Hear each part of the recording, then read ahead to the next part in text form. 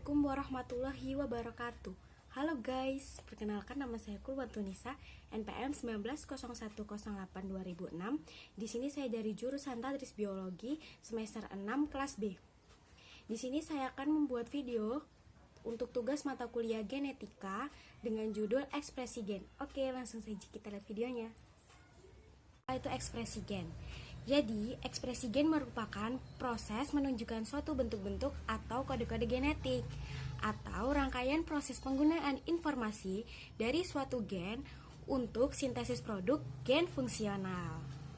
Jadi sebagai contohnya pada tubuh kita, yaitu kita ini memiliki rambut yang hitam, terus ada tuh yang rambut yang keriting, ada yang rambutnya ikal, dan ada pula yang rambutnya lurus. Dan contoh lainnya yakni pada mata. Jadi bola mata kita ini biasa berwarna hijau atau biru dan lain-lain. Jadi kalian pernah mikir nggak kenapa rambut kita itu bisa keriting ataupun ikal?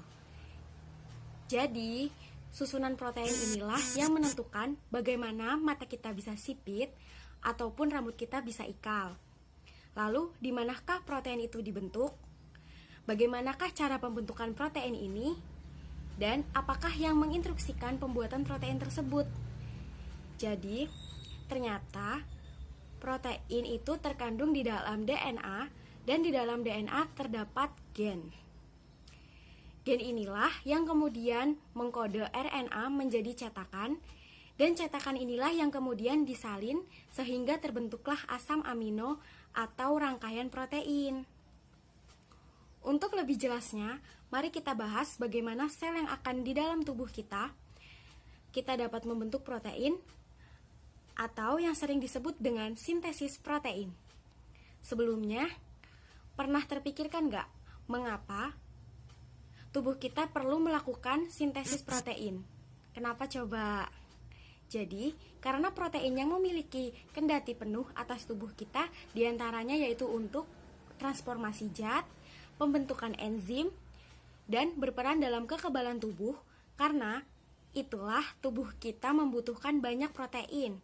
Lalu bagaimanakah proses terjadinya sintesis protein itu tersebut? Nah, sebelumnya dalam tahapan sintesis protein, kita mesti mengenal 3 jenis RNA.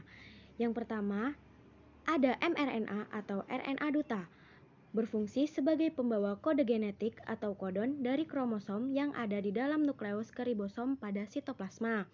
Yang kedua, yakni rRNA atau ribosom RNA, merupakan mesin perakit polipeptida yang bergerak ke satu arah di sepanjang mRNA.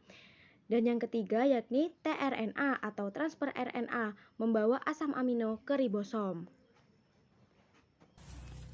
Nah, jadi istilah lain yang perlu kalian ketahui dalam sintesis protein diantaranya adalah sense merupakan unta yang berperan sebagai pengkode atau non-template. Ada antisense, unta yang berperan sebagai cetakan template. Ada kodon, kode genetik yang dibawa oleh mRNA. Ada antikodon, triplet basa nitrogen yang terikat dengan mRNA. Ada promotor, titik awal tempat menempelnya RNA polimerase. Ada terminator, titik akhir atau proses pemberhentian transkripsi. Sintesis protein terdiri dari 2 tahapan, yaitu transkripsi dan translasi. Transkripsi merupakan proses pembuatan salinan mRNA yang berasal dari DNA, terjadi di nukleus atau inti sel, sedangkan translasi merupakan proses penerjemahan mRNA menjadi protein dan translasi terjadi di sitoplasma. Nah, mari kita bahas proses sintesis protein yang pertama, yaitu transkripsi. Proses transkripsi terjadi melalui 3 tahapan, yaitu inisiasi atau permulaan, elongasi atau pemanjangan, terminasi atau pemutusan. Selama proses transkripsi DNA digunakan sebagai template atau cetakan untuk membuat mRNA dengan bantuan enzim RNA polimerase. Selama tahapan inisiasi, promotor berperan sebagai situs pengenalan untuk RNA polimerase. Peningkatan RNA polimerase akan menyebabkan untai DNA membuka. Kemudian terjadi proses elongasi di sepanjang untaian DNA.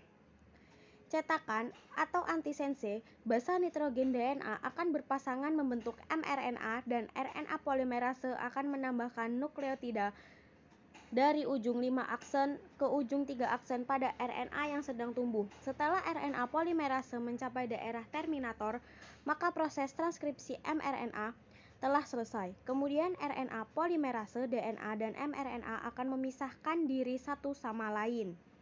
Untaian mRNA yang telah dibuat selama proses transkripsi terdiri dari dua wilayah, yaitu ekson atau wilayah kode untuk protein dan bagian non-kodon yang disebut dengan inston. Bagian mRNA yang akan digunakan dalam proses translasi hanya bagian ekson saja, hingga bagian introns dari mRNA akan dihapus. Proses pemanjangan introns ini disebut introspacing dan dilakukan oleh kompleks yang terdiri dari protein dan RNA yang disebut spilisosom. Kompleks ini akan menghilangkan bagian introns, lalu ekson akan bergabung untuk menghasilkan satu buah mRNA yang utuh. Poin penting yang harus diingat pada proses transkripsi adalah A. Adenin dengan DNA akan berpasangan dengan urasil pada mRNA. Timin pada DNA akan berpasangan dengan adenin pada mRNA. Guanin pada DNA akan berpasangan dengan sitosin pada mRNA. Sitosin pada DNA akan berpasangan dengan guanin pada mRNA. Nah, mRNA yang telah dibentuk akan mengandung 3 urutan basa nitrogen atau biasanya disebut dengan kodon. Selanjutnya, mRNA atau kodon ini akan meninggalkan nukleus melalui pori-pori nukleus menuju ke sitoplasma untuk melakukan tahap selanjutnya, yaitu translasi.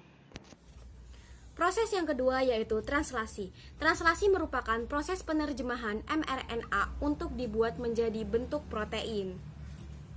Aturan memasangkan basa nitrogen adenin pada mRNA akan berpasangan dengan urasil pada tRNA. Urasil pada mRNA akan berpasangan dengan adenin pada tRNA.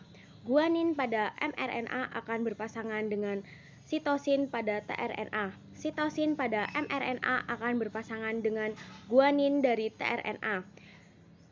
Sama dengan transkripsi, translasi juga memerlukan 3 tahapan, yaitu yang pertama, inisiasi, elongasi, dan terminasi. Tahap translasi, mRNA berperan sebagai cetakan untuk pembuatan protein. Sebagaimana kita ketahui bahwa mRNA mengandung urutan 3 basa nitrogen yang disebut dengan kodon.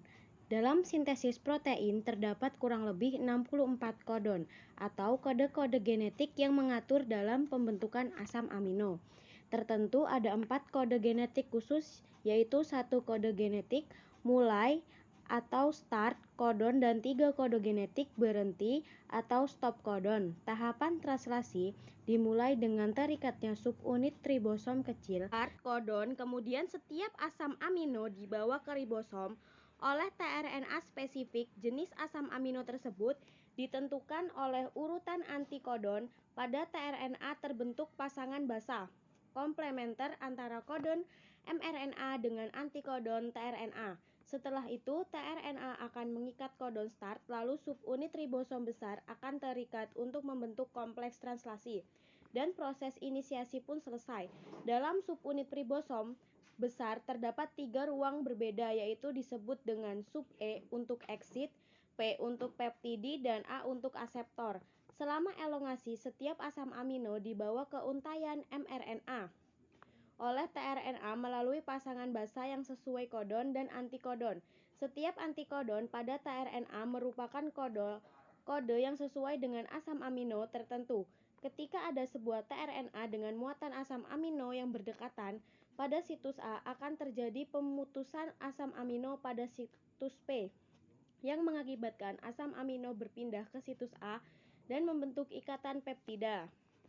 Nah, teman-teman, kompleks filtrasi ini akan terus bergerak ke arah kanan sehingga tRNA yang tidak bermuatan akan keluar melalui situs E dan situs A akan kembali terbuka untuk menerima tRNA yang berikutnya.